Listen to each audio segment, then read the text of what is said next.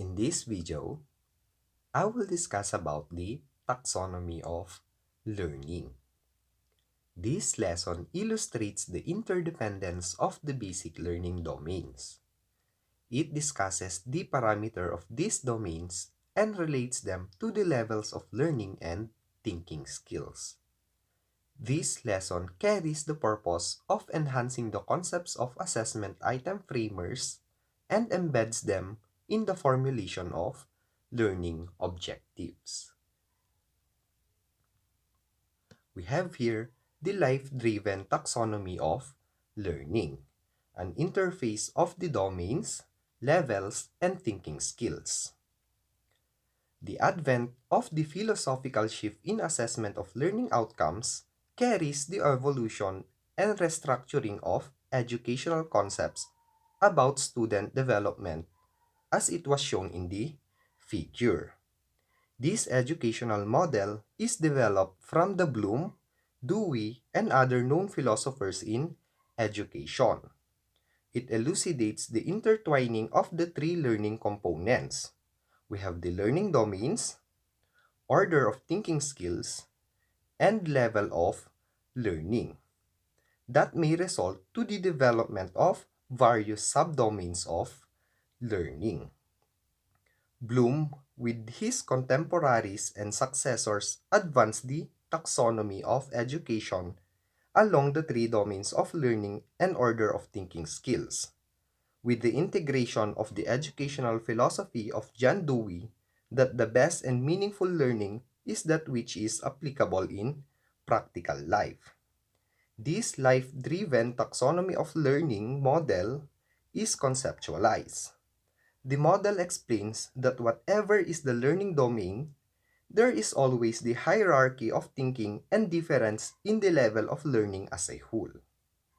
First, let us have the learning domains.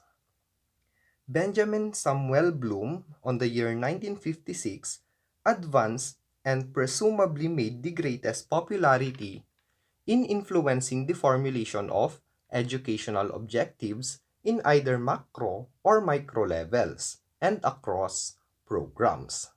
He advocated the three basic domains of learning, which are the cognitive, affective, and psychomotor.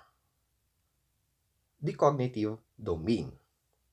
This developmental domain purely concentrates on helping the learner develop his cognition of anything in terms of his knowledge, comprehension, application, analysis, synthesis, evaluation, and reasoning. The objective along this domain is limited only to the mental activity. The items and measures assessment along this domain shall limit only on cognition of the learners. This sensory domain may carry the thinking levels of skills on knowledge, comprehension, and other mental or intellectual skills. Affective domain. This is a developmental domain that centers on the affective or valuing process of the learners without leaving the intellectual related skills. It is in this second order of domain where the learners are helped in developing the worth of what they know about things and realities in their lives. This is where the cognition of the learners is valued in relation to practical situations as to where they are at present and the future. Hence, the design and formulation of the items in the assessment must be so that the results reflects the appreciation on the usefulness of learners' knowledge to practical situation. This emotive and attitudinal related domain may be subclassified into appreciation, valuation, and other emotion-related judgment. And lastly, we have the psychomotor domain.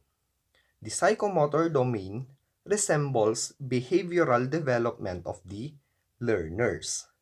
This domain of learning focuses on helping the learners develop form a desirable attitude and habits toward a certain task or activity. This is the third level of development where the learners are challenged to form a habit of practice and become consistent to act with their developed cognition and appreciation. This action-related domain may be subdivided into the levels of learning such as formulation, application, construction, rearrangement, and other physical-related movements. So those are the three learning domains. Next, let us discuss the learning levels. From the life-driven taxonomy of learning model, the upward arrow shows the levels of learning, where it shows the inferior, moderate, and superior levels. Inferior level. This is the lowest and poor level of learning. It is primarily on the knowledge level and ends purely in the intellect. In this level, the performance are based on mental processes and less observed in relation to search for a meaningful life.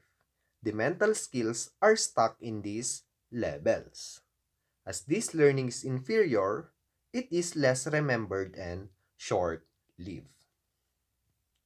Next, the moderate level. This level puts emphasis on the cognitive learning that goes up to the affective domain. This is where what is known is now appreciated by the learner as valuable to life. Without the value given to the cognitive learning, it will be disregarded and may be lost. This level of learning can be easily recalled where times demand for it. And lastly, the superior level. In this level, the cognitive learning passed the affective level and is now applied as means for quality of life. The student discovers the importance of using the acquired learning and employs the same as tools for making a living. This learning is on the psychomotor where the student becomes expert in the chosen field of interest. This is the highest level and makes learning long-lasting and for life. Those are the three levels of learning. Next, we have the order of thinking skills. The assessment of student learning demands certain degree of efforts in analyzing the given problem or task. This order may be categorized from lower order thinking skills to higher order thinking skills. Lower order thinking skills, in microanalysis, this level is found in all domains. However, on the macro perspective of the life-driven taxonomy of learning model, this thinking skill is usually situated in the cognitive domain and partly in the affective domain with respect to life. This kind of thinking skill is more abstract and theoretical. Next, the higher order thinking skills. The microanalysis points to the view that this level exists in each of the three learning domains but differ in certain extent when in the macro point of analysis in the life-driven taxonomy of learning model. Generally, this order of thinking skill is concentrated from a portion of affective domain to the psychomotor domain. This kind of thinking skill is viewed as the most concrete, pervasive, practical, and lifelong kind of learning. So those are the two order of thinking skills. Next, we have the categories of learning. First, the pure knowledge. This category of learning limits to perceiving and knowing of any information and is easily forgotten. Second, appreciation of knowledge. This category leads learner to appreciate and put values to the knowledge acquired and is retained for long time. Third, appreciation and application of knowledge for a skill. This is where the learner attempts to enforce the values developed from what are known and internalizes them in real life.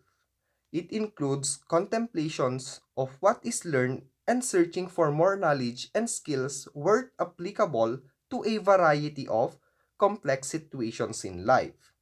Hence, this learning may be corrected as new knowledge becomes productive and profitable.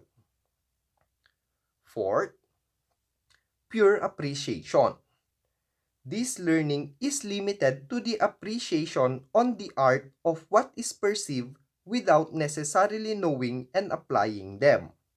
This learning may be suspended for a length of time and can be easily recalled if given the similar or analogous condition. Fifth, appreciation and skill. This category is where the learner is able to put in practice the internalized values leading to habit formation. This learning lasts longer and discovery of new knowledge becomes very limited. And lastly, pure skill. This higher learning category enables the learner to set the well-defined criteria in putting and organizing things in their proper places, and performing them becomes mechanical without examining deeper the reasons for doing. This learning is lifelong and makes a significant calling of the learner as expert. So that is the taxonomy of learning. Thank you for watching and I hope you have learned something.